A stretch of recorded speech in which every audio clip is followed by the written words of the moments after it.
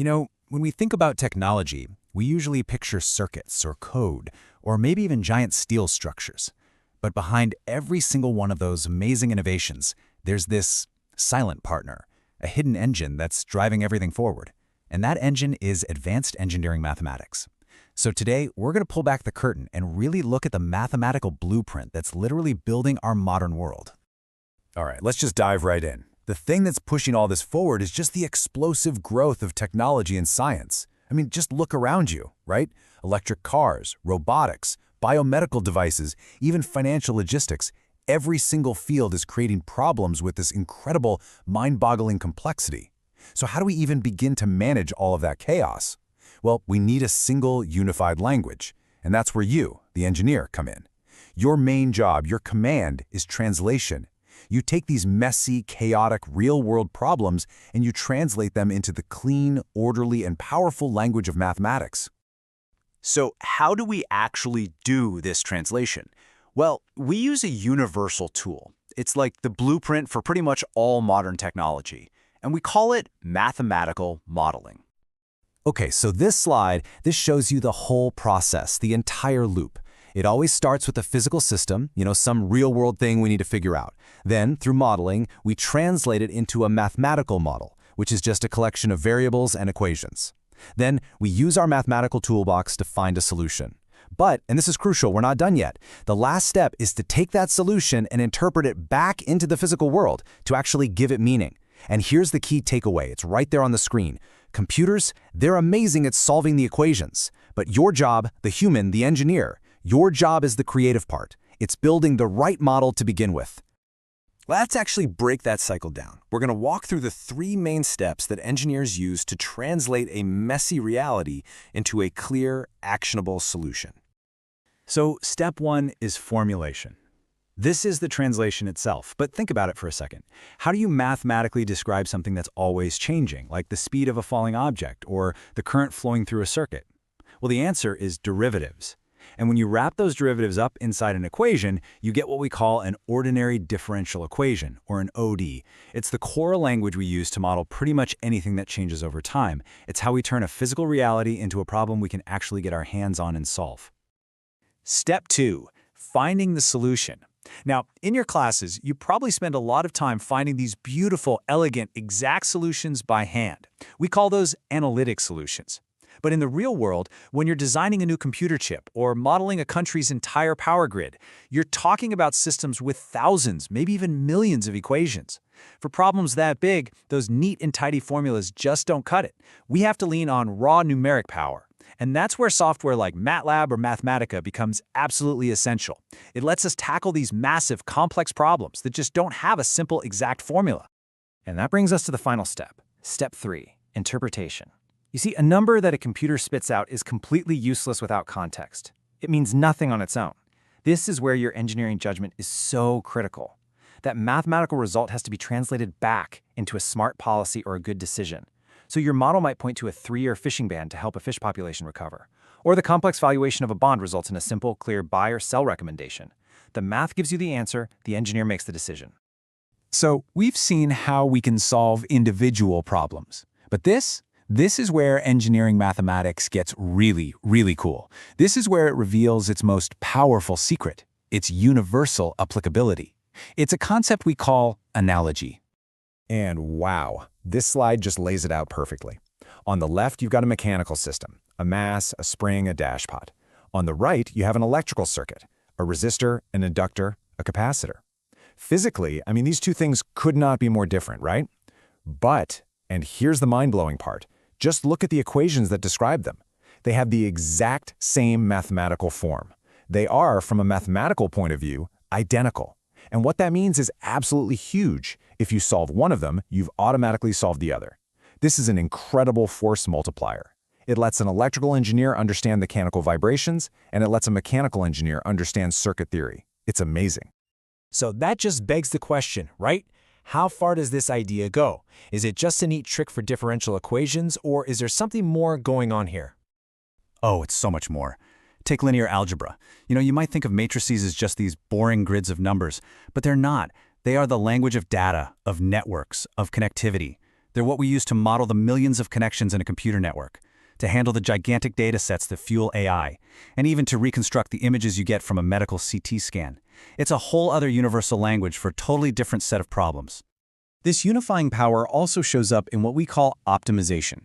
This is basically the mathematics of efficiency. It's all about how you use limited resources to get the best possible outcome. It's the tool that helps create green logistics by finding the shipping routes with the smallest carbon footprint. It's what figures out how to best use robots on a factory floor. And it's what makes our subway systems and airports run as efficiently as they do. So, let's bring this all home. When you master all of these different mathematical tools, what does that really give you? Well, it gives you what we call the engineer's command. And this command is really built on three main pillars. First, you have the power of modeling, which lets you translate that fuzzy physical world into a precise language you can solve.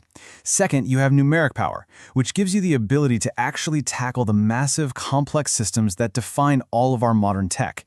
And finally, you have universality, that deep, powerful insight that, through analogy, a single solution in one area can unlock secrets in a completely different field. And that really just leaves us with this one final thought. The next time you're deep in a problem set buried in equations, just remember what you're really learning to do. You're not just solving for X. You are learning the operating system of the physical world. Because to understand engineering mathematics is to command the machine. All right, everyone. So we're surrounded by all this incredible technology, right? But have you ever really stopped to think about what's underneath it all? What makes it tick? Today, we're going to pull back the curtain and look at the silent partner behind pretty much everything. We're going to explore the hidden language that actually powers our modern world. I mean, just look at this stuff. Electric vehicles, solar power, sophisticated robotics, space travel, biotechnology. This is the world you are getting ready to go out and build. But here's the thing. It isn't magic. It's all built on a rigorous, fundamental language. So what's the invisible engine driving all this innovation? Well, today we're going to break it down into its 4 core principles.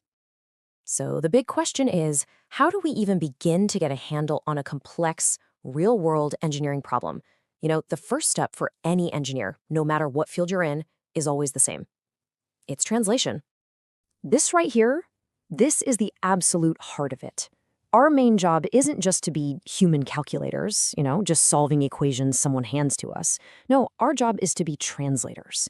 It's about looking at the messy, chaotic, kind of beautiful complexity of reality and figuring out how to distill it into the pure, orderly language of mathematics.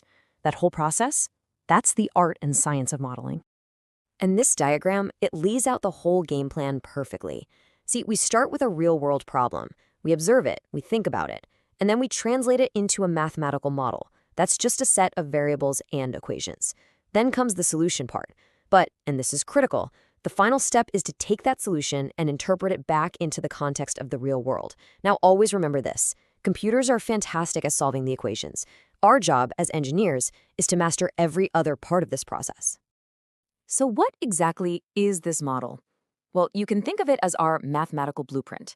And because so many of the fundamental concepts in engineering, things like velocity, acceleration, current, heat flow, are all about rates of change, they get represented by what we call derivatives. And what that means is that our blueprint, very, very often, ends up being a differential equation. Okay, so we've managed to translate reality into a mathematical model. We've got our blueprint. Great. Now, how do we actually solve the thing? Because, let's be honest, in the real world, the problems are rarely simple enough that you can just solve them neatly with a pen and paper. And that brings us to our second big theme. We basically have 2 main paths to get to a solution. On one side, you've got the classic analytic methods. These are beautiful. They give us perfect, exact formulas. They're elegant, but they really only work for a fairly limited class of simpler problems. Then, on the other side, we have numeric methods. These use raw computing power to find incredibly accurate approximations, and they are absolutely essential for tackling the massive complexity of modern engineering systems. Now, what's really fascinating here is that this shows you the modern engineer's real toolbox. I mean, industrial projects today can involve models with thousands, even hundreds of thousands of interconnected equations. Trying to design a modern aircraft wing or a complex microchip without the huge computational power of software like MATLAB or Mathematica, it's impossible. This isn't a substitute for thinking, of course. It's a tool that lets us amplify our thinking to a whole new level. All right, now that we see how we can solve these incredibly complex problems, let's get to what I think is one of the most elegant and, frankly, beautiful parts of engineering mathematics, the incredible power of unifying principles, or, as we often call it, analogy. I want you to really think about this question for a second.